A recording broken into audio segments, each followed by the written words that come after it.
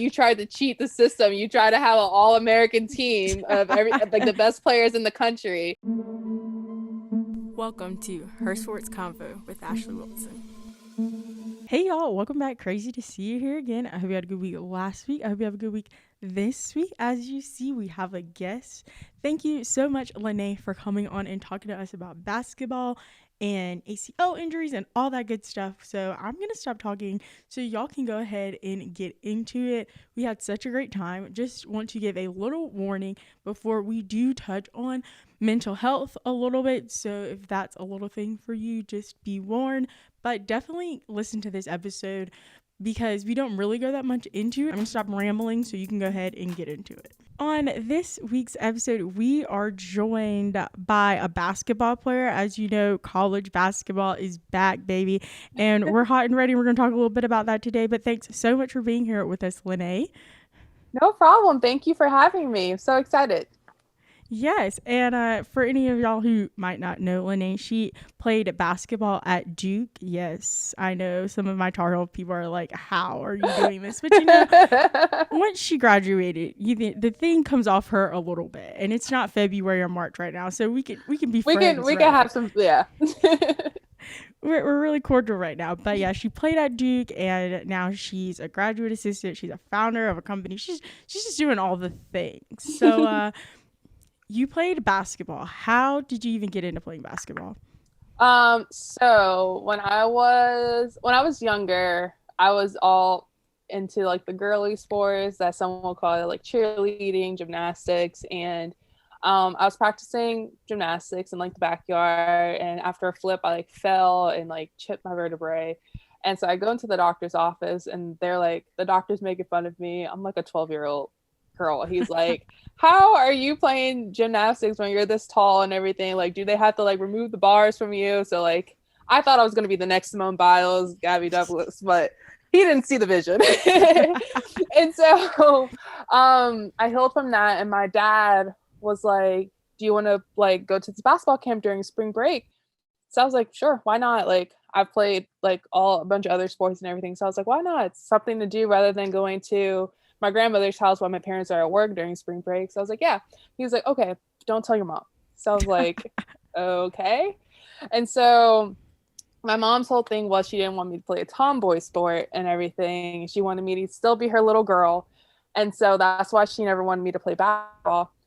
And the week of spring break comes, my dad, he's had me register in camp and everything. And we're leaving out the house. He like tells me to go change my room into like my basketball clothes that he got me and everything. And so we're leaving out. My mom was like, what do you have on? Like, why are you wearing that? He's like, oh, by the way, I need you to pick up Lynee from basketball camp. I'll send you the address. She'll be done by the time you get off of work. She's livid. She's gone off. I have a great day at basketball camp. And towards the end of the week, the instructor of the camp, his name's Willie Diggs, he came over to me. He was like, hey, like, would you want to pay for my travel team? And so I was like, why not? Like, I'm not doing anything else right now. And so that's kind of how it all got started for me. And then after camp, I started going to practice almost every day with his organization. And then as I got older, my skills got better. So the leagues that I were in got better. And then that's how I found my niche in basketball. So did your mom like ever get over it? Like she saw you and she was like, okay, I guess we can do this. She did get over it. It was, we always make fun of her because at basketball practice, when she would drop me off, she would literally be in the stands, like reading a magazine, like not paying attention at all. And then when she realized like, oh, like she may be a little good at this, it wasn't like an immediate thing, but like she saw how dedicated I was to it and how dedicated I was to wanting to get better and be there for my team. And so eventually she started watching practice. She was like, I'm here, but I'm not invested. Yes. I'm not invested. And then one day she was like, hold up, maybe I should get invested. Yeah, maybe I should get invested. But no, that's really crazy because like, I feel like that's kind of how a lot of stories start. Like you basically run into something because with anything, like I feel like to get good at it, you have to have the like passion or the drive to actually want to do it and not someone like pushing you to do something, especially you know, a sport like basketball when you literally have to play basketball to get better at basketball. And it's time consuming. You do all those drills, you know. Yes, I stopped playing basketball in middle school because everyone got taller, and I get it. But you know, we all have our prosperities. Yes, coach. All the coaches were like, "Well, you can play point guard," and I was like, I can't shoot far away from the goal or barely dribble. Like, I am built like a center, but I'm missing the height. Like, so that's not gonna work out for me, dog. So I'll go play volleyball. Y'all have fun. Y'all go have fun over there. But like, you turn out to be like a McDonald's All-American, like, first team. You had like all the accolades and things like that. So how was that reaction, like, in your family and your community? Like, how did that turn out? Because I mean, you're on TV, like, playing basketball in like your Jordan gear, your McDonald's, you're like having the moments. My family was very supportive. I coach basketball now, and so we were watching like old clips from like an 8th grade championship. And in 8th grade actually I was in 7th grade at the time, but I played on varsity. And at the school that I was at, and I actually got MVP of the tournament. And you can just see my dad like running over to me with like a bottle of water, like pouring it on top of me, and like him and my mom just being so excited. But my family has always been very supportive of me. Even my mom, it took her a little, like, she's always been supportive, but it was just like, I know you want to do something else, but in the end, she was full on board and everything. My family, they were there at every basketball game that they could be, especially if it was home. They would travel all the way up to Connecticut and everything. So it's very grateful for the family atmosphere, and not even just like in my immediate family, but just like all over my family. Yeah, I totally get it. Now, we know we have like 900 million thousand shows about the AAU circuit and how it's like this and how it's like that. Like, Kevin Durant came out with one like in this month, last month, or whatever. So do those like stories and movies and things like that, are they pretty accurate, or are they like stretching the truth, trying to get people to really be, you know, invested in the series? What exactly do you mean? Like, what stories have you heard, and I can confirm or deny?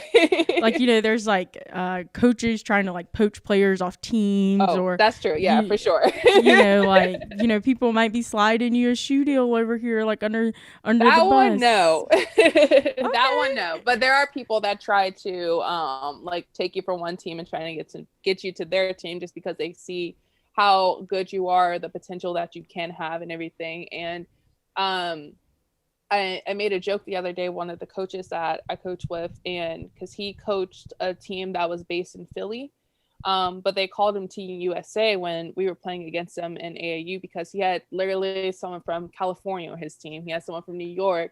And during my time during AAU, they made this rule that you can only have someone on your team if they are like with the connecting state to it. So like, obviously his California player was not connecting to somewhere in Philadelphia or Pennsylvania. And so that's why they call him Team USA.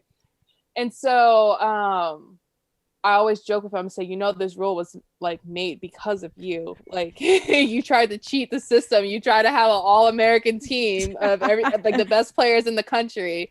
But we joke around all the time about things like that. But that rule was placed during early on for me during AAU. I think either 8th or 9th. I think I was approaching 9th grade.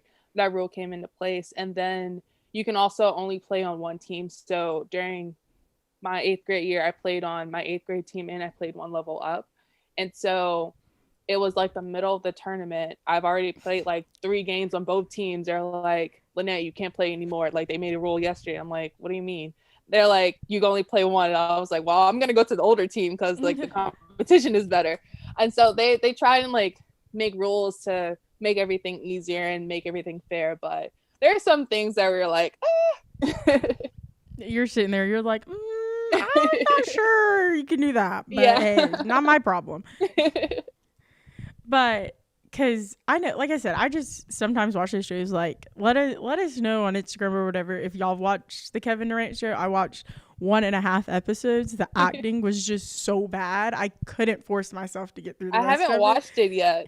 I feel like I have a thing about child actors. Like, if you're gonna have children in your shows, they need to be like crisp, top of the notch actors. Yes. And I literally felt like they went down to like the local YMCA Oh, in no. Maryland and was like, "You're pretty good. You can read at least. We can figure the rest out." Like, it was so disappointing. I was like, I can't force myself to sit here through the next however long seasons this is. This is too much. So, Kevin Durant, you need a new casting director. Hire me. I'll figure it out. We can have Lynee come on, for some real life experience to, give us some real. We got the dream team right here. I mean, you can't get better than this. You literally can't get better than this. But during your time at Duke, like, you had, if y'all know Lynee's story, she's talked about it on countless interviews, podcasts. That's literally what her foundation is. But you had some experience there, and it all really blown up when I feel like I heard in a few of when you had your ACL tears, and that really culminated to a lot of it. And I just personally thought that it was really interesting because athletes go through 1,000,005 injuries within their careers. Mm-hmm. And there's some that are big that stop them, like an ACL, an MCL tear, or, on their very extreme side of, them not being able to play ever again. But you go through those small ones as well that set you back a week or two. And a lot of people don't really understand how that can like affect you because you're not doing your day to day. So is there like something you feel like you could say or do to like help athletes when they're going through the injury, may it be big, small, or things that you feel like the NCAA, AAUs, high schools, middle schools, or they could put in place to really help those athletes when they're doing those injuries? Yeah.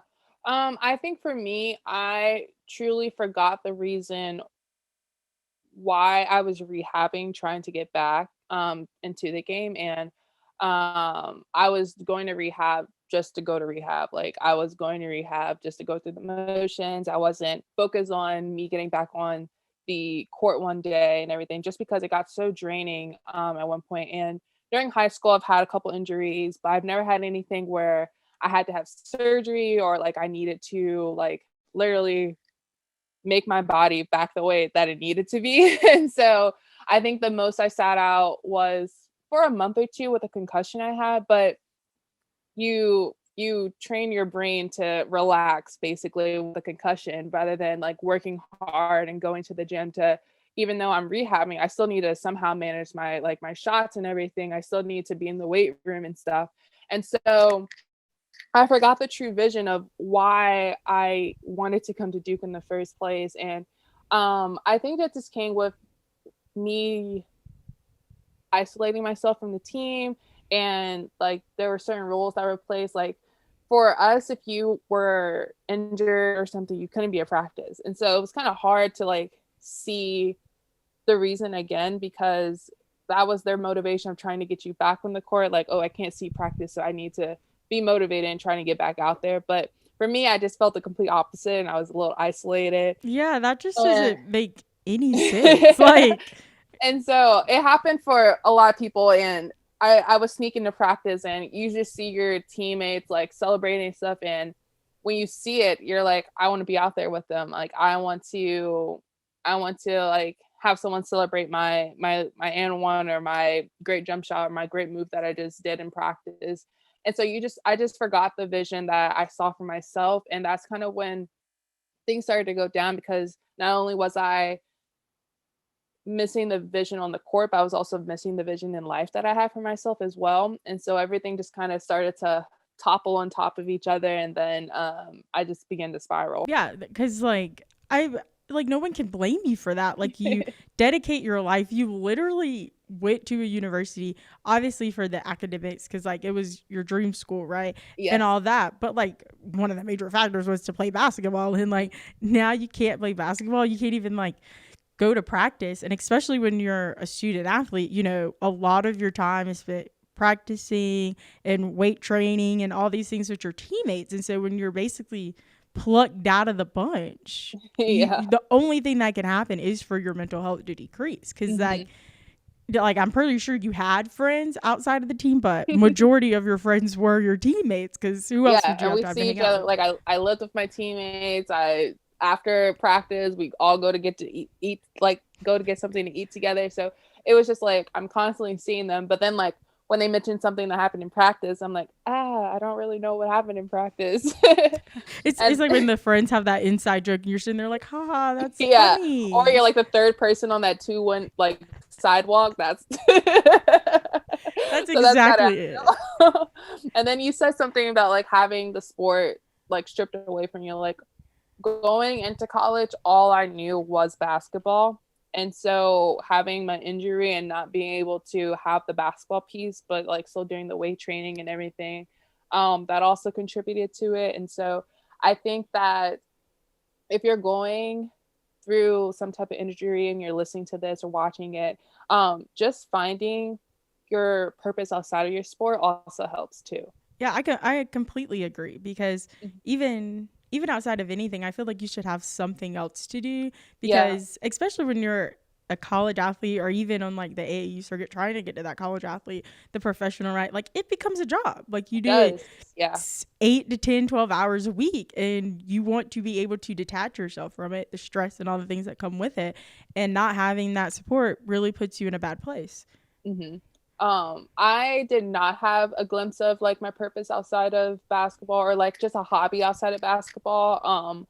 And then I think my dad was into photography and I asked for a camera for Christmas. And so I got it for Christmas my freshman year, which was after like my ACL injury. And I didn't really pick it up until like the spring time frame. Like once I was already like in the motion of like rehabbing and everything and getting back on course.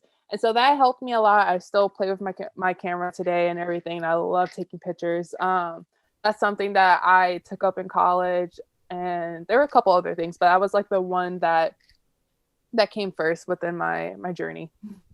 Oh yeah, like I feel like even nowadays like people don't really have hobbies, like on like the first day of something everyone's like, so what's your favorite hobby, and Yeah. everyone's like eat, sleep, food, drink, and you're like, Yeah. I don't think that qualifies as a hobby. Right. That was my answer. But Duke was your dream school, so like when you did your official visit and all that stuff, were you just like cuckoo for Cocoa Puffs? You're like yes, yes, yes, and yes. Yeah, so Duke was the only official visit I took. I committed. I From the beginning, I told my parents I was like, I don't want to take 5. You get 5. I think that was how much we got when I was game recruited. I don't know. I think it's Yeah, still the it's still same. 5. Okay, and so I told my parents like from the jump, like going into my senior year, I was like, I do not want to take 5 official visits, and mostly I said this because I was talking to someone, like one coach, I can't remember who it was, and they were like, yeah, you're going to go to class with the girls. And I was like, I am not going to sit through 5 full days of college classes at a different university. I was like, I'm not doing it. I'm there to experience the school and like see the basketball, and like this is the wrong mentality. But I was like, I do not want to do that. I want to like see what else is on campus rather than be with the professor. And so I verbally committed to do the summer going into my senior year. And so I did the official in the fall time frame. So since I already committed, I could do more, but I only decided to do it once since I was pretty sure I was going to go there for my college career. Oh yeah, like that. I mean, it makes sense. Like when you're doing anything, like why do more if like like this is where I'm gonna be. You know what I mean? Yeah. Like when those people when they're like have those like videos and they're like, I applied to 100, I got accepted into like 195 colleges. Like why'd you do that? Like what was the purpose? Like to me, you look dumb because you just spent 185 times $80 on application fees. Oof. Like, Ooh, not me. would you say like in that entire process did you ever get like nervous because like it was such a big dream for you to go to Duke and like it's happening? Like would you ever like, oh wait, what if it doesn't turn out like I kind of had it played out in my head? Yeah, for sure. Because Duke started recruiting me and then they kind of dropped off. Probably like my sophomore and some of my junior really heard that much from them, but I was hearing from other schools. So I was kind of seeing like what my other options were. And so that's originally why I told my parents that I wasn't going to take 5 official visits, because honestly, I didn't know if I was going to be able to go, like if Duke wasn't going to be the school that I ended up at. Um, and they came back like during my junior year, and during my summer going into my senior year, it was the last summer that we play as like a travel team, AAU and everything. And so I played my butt off. I played my butt off every summer, but all the coaches really saw that it was time for me to make a decision coming up soon. Um, and so once I realized that they were back on the radar, I was like, well, this is the school that I've always been dreaming of. This is the school that I've wanted to go to since I started playing basketball. So I think this is the fit for me. Yeah, I mean, once you know, you know, and like, I'm glad it worked, because, you know, a lot of people have like the dream. They're like, I'm gonna get, you know, for football, I'm gonna get that Alabama offer, and like, baby, you play 3 seconds every football season. Alabama doesn't know you exist, sweetheart. But you know, I'm happy to see that. And, you know, unfortunately or fortunately, however you may see it, you had to retire from after like your sophomore season. So personally, I want to know, how is that transition from going from like a student athlete to just a student? Mm-hmm. So I was technically a sophomore I was a sophomore through sports, but I was a senior academically when I retired, because I had redshirt years from my injuries and everything. However, I was still able to be a part of the program and the team. And so that is what helped me through like my hard days and everything, and being able to help my team on and off the court still, even though I wasn't able to play basketball, just because of all my surgeries. But my teammates they're my rock. They're still my rock to this day. And I think I silently thank them. I don't think some people I think, but I don't go around to them every day and saying thank you. But they saw at times, like if I did feel isolated, they would come and like be like, hey, let's go do this, like let's go shoot around and stuff. And my 2 teammates, afterwards, we would play like around the world and stuff. And I obviously wasn't going like hard because I had all my surgeries, but they tried to make it as fun as they could, like after practice for me, and we would just be joking around and stuff. And so it was hard, definitely a difficult transition for me, but because of my teammates, I was able to do it. What was the one thing that you weren't expecting and you're like, wait, this is kind of nice. I kind of like this. Probably, like after retirement, I would say not being sore after all the days, not having to take all the involuntary ice baths and everything. I still had to do them like because of rehab and everything, but they just weren't as often as I needed them to be. But it felt good. I thought that sitting on the bench was going to be a very hard thing, and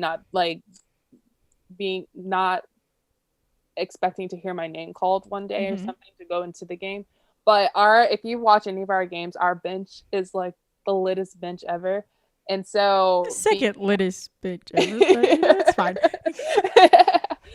Just being on the bench was just as equally as good as being on the court. Like when the game's going good, you just celebrate for your teammates. And we had a photographer that would sit like close to the end, so we always had great bench pics and everything of us celebrating. So it made it, as hard as it was, seeing the reward and seeing me, like when we're watching film and everything, like seeing me celebrate my teammates still brought a smile to my face. I love that, because honestly, like sometimes when you're watching games, like you don't even pay attention to the people that are like playing. You're looking at the bench because they're doing everything in a half. We have a whole section, like if our bench is not lit the way it's supposed to be, you will see like while we're watching film, you will see a film called Bad Bench. So we had to make sure, whether we wanted it to be or not, that it was going to be lit. And because we loved each other so much, it was 10 times better than what we expected it to be. That's like I said, that's just really cool, because like that's where I feel like during the game, like obviously when players celebrate, or if it's like a nationally televised game, they put those like random interesting facts of like athletes, like, oh, they like one Bob Marley song. Like, who cares? But I feel like when you see like their bitch and how athletes really interact with each other, I feel like that's how you can see their personality. Like, yeah, you can follow them on Instagram, Twitter, whatever, but that's just like a tweet. You can like see it in real life, you know? Yeah. For some things that happened, the WNBA literally just wrapped up. How were you feeling about that series? You know, Chicago got the win. I'm big Kalia Cooper fan over here. I'm trying to figure out, can I buy that sweatshirt she made? She was like, the people want it. I'm here for it.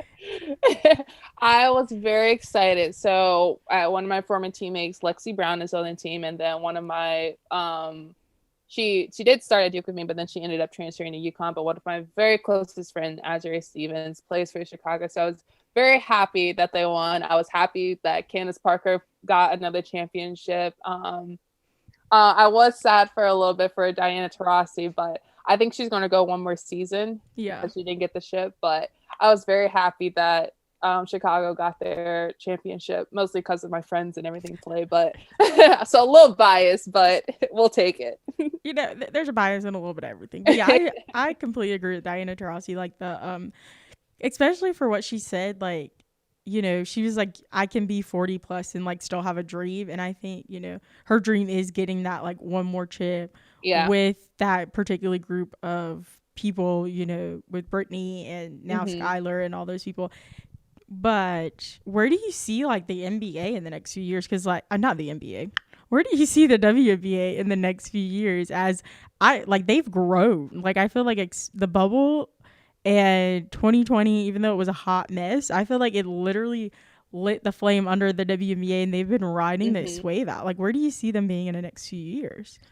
Hopefully, I still see them on the projecting like incline and everything. Watching the series and seeing how packed the stadiums were made me so grateful to like even have played basketball in my life, because I was like, one, I have friends that are playing right now on both teams, like opponent in Chicago, and I know this is making them even more happy to have like that crowd atmosphere. And it was sold out like almost every game, if not every game. Like that's something that happens in NBA that people don't realize. And like people are like, nobody watches women's basketball game. Then why was the stadium sold out every night? Why? Make it make sense, baby.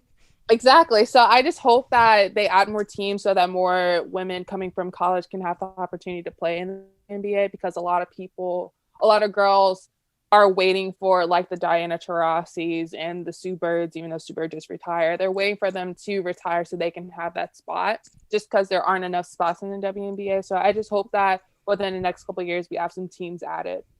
Yeah, because, you know, Drake posted like he wants a Toronto team. And I'm like, bro, call them. Like, you can afford it. Literally, you can just fund it.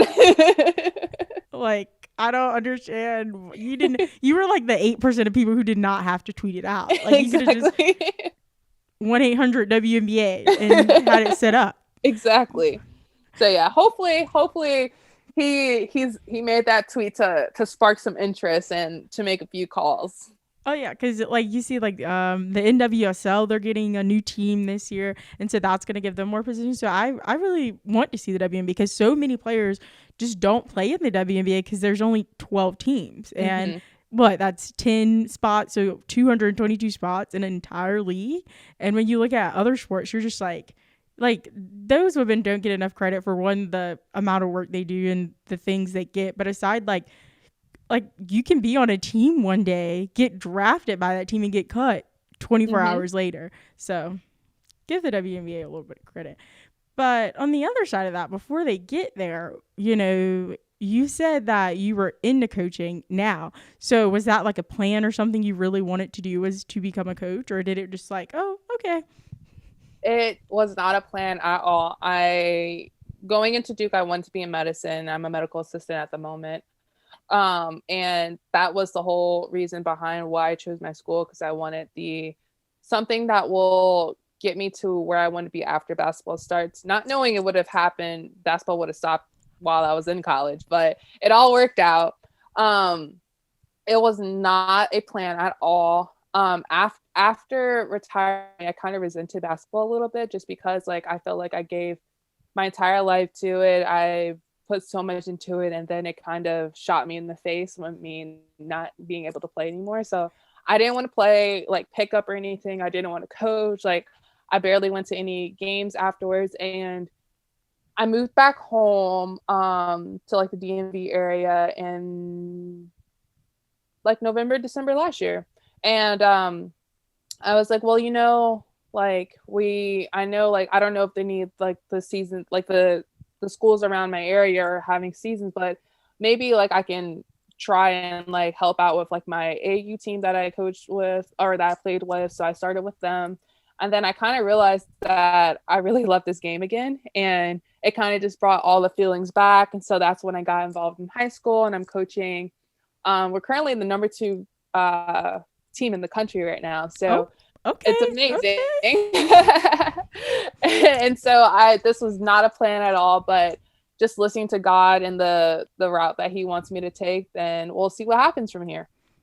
Yeah, I mean, obviously you figured something good out. Like y'all are number 2, and obviously that's due the girls and the other people on the coaching staff. But I mean, I know if I was playing basketball and I especially want to get a scholarship and go to a Power 5 school like Duke, having someone like you on your caliber is very fortunate for those girls. Thank you. And since you are been there and kind of done that experience and lived through being an athlete, do you feel like that helps you in a way be a better coach to your players? And are there things like you practice as a coach that you either got from a coach that you were like, I want to do this, or you were like, I'm gonna stay very far away from that particular practice?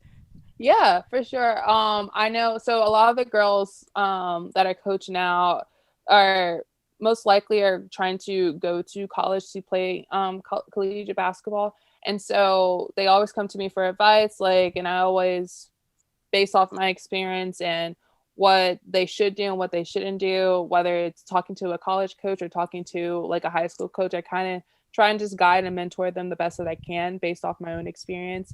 And there are definitely things like based off of all my coaching, all the coaches that I've experienced in my life, that I picked up things that I want to contribute to my coaching style, and then also things that I want to stay out of my coaching style because I know it didn't reflect well on me, or like just hearing like some of my teammates talk about things, like at times like it didn't reflect well on them. So just kind of trying to balance it out, and then also just watching like how my players react to whatever coaching style that I have. Like I can tell when they shut down or when they're motivated by something that I do or say. And so just kind of playing my pros and cons right now. Yeah, definitely. Would you say you're more like an offensive coach, a defensive coach, a passing heavy coach? Like how would you describe how you coach or what you're particularly good at coaching? At the moment I've been focusing on like the taller the centers of the team. Not really the centers, because nowadays like they don't really have like 1 through 5. It's kind of like, yeah. And so the people that will have a better game down low or just like in the block area, I kind of just try and help them the best that I can. And I'm more of I would say offensive for at the moment. Defense, they kind of got it. They kind of got it at the moment. There's nobody out there that's just like all spinning around and have no idea what's going on, just throwing their arms up, and they're like, I'll block something if it comes in this vicinity. But as we play a little game on this show at the very end, I say a word and you just tell us the very first thing that comes to your mind. So, oh gosh. Okay. Your first word is basketball. Game. It works. Your next word is Wellness Wednesday. Self-care. And would you tell everybody a little bit about Wellness Wednesday if they don't know? Yeah. So I've kind of like shied away from it just because I need to like do some more content. But every like once in a while, every Wednesday, I'll try to just do things that's attributed to my mental health in a way and has helped it increase in a positive way. So I know like one weekend I just talked about like the importance of movement. and exercising. And some people, especially coming off like from being a former athlete and practicing for 2 to 3 hours a day and just focusing, saying that you don't have to exercise for 2 to 3 hours sometimes. Like you don't have to do that at all anymore. You can do 20, 30 minutes and be completely fine. Going outside and getting a walk, it counts as movement, counts as exercise. So stuff like that. I know another one, I haven't talked about this one yet, but the importance of like, as much as I talk about isolation, but importance of taking yourself away from like the hectic world and everything. And so I have this ritual, especially during college. Friday nights was like my night where no one could talk to me. No one could tell me to come out or anything. Like I was in my house, in my apartment, watching my favorite TV show, because I didn't watch TV during the week because of like academics and everything. And so I was in my apartment eating my favorite meal, watching my favorite shows for the week, and just like detaching from the world, just to be able to reset for the next week and what I had going on and everything. Yes, and I forgot to mention this earlier, but you are the founder of One of a Kind, which is a great foundation and a great platform for people. Thank you. So I really love it. Y'all make sure to check it out, learn all about it. I'll put it in the description below, all that good stuff. And your last word is bucket hats. California. I just went to California, and my goal literally the entire trip was to find a bucket hat. So it's so funny that you mentioned that. And I have 2, and I'm looking at them right now. I got 2 from California. And so my trip was made. That was like the one thing I had to do. I was like, I have to go there and find a bucket hat. Yes, because as y'all know, I like love to snoop on people on the internet. And I was like, this girl has so many photo of bucket hats. Like, I'm here for it. I'm here for it. I think I wore them as soon as I found them, I like never took them off. But yeah, let everyone know where they can find you all over the internet. Yeah, so my Instagram is Lynee, LYNEE_BE. And then I just made an Instagram for my foundation, One of a Kind, which is one.foundation. And so you can find me there. I'm on Twitter as XOX_NEE. I made that when I was younger. And now I'm just on Facebook as well. Yes, y'all make sure y'all go follow her, interact, get all the good things you can get from her. And thanks again for being here, Lynee.